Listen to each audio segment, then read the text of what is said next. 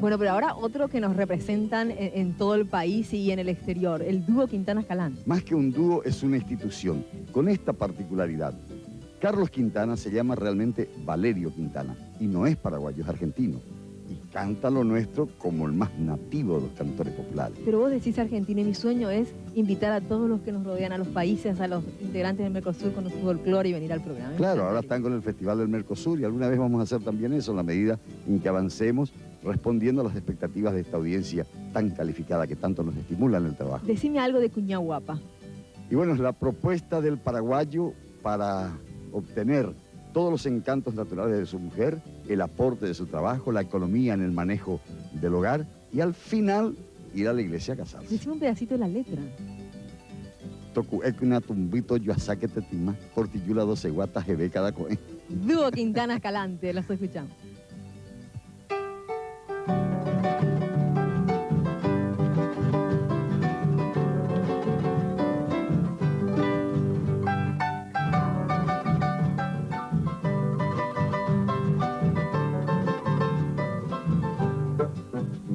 Yo puedo sabucay con el tío Ñemoya, el pumaña cacaray, Cuñahuapa tasha, tocoré que la tumbito ya saque de tema, te voy chato yo que tañe esperanza cocinar. Caeta este mata y yo ataco, en la huepe caferá, aye y mato poco, tocaró que de guaso, topogata y mata, de guajoto yerero, camusito rebosar.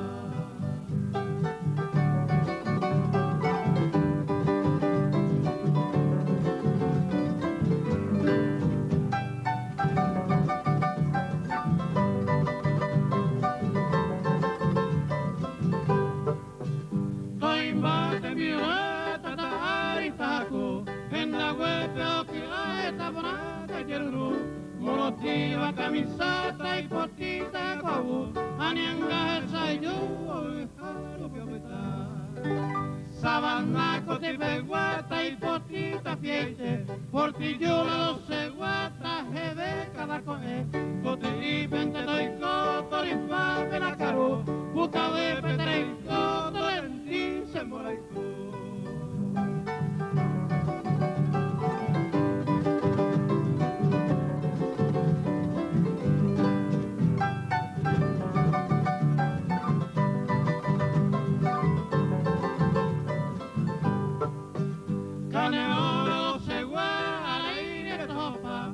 solo mi chaope te remenda, de ver el caro guapo, hay taco terepe, terejo serenda y tieve, au peita merenda.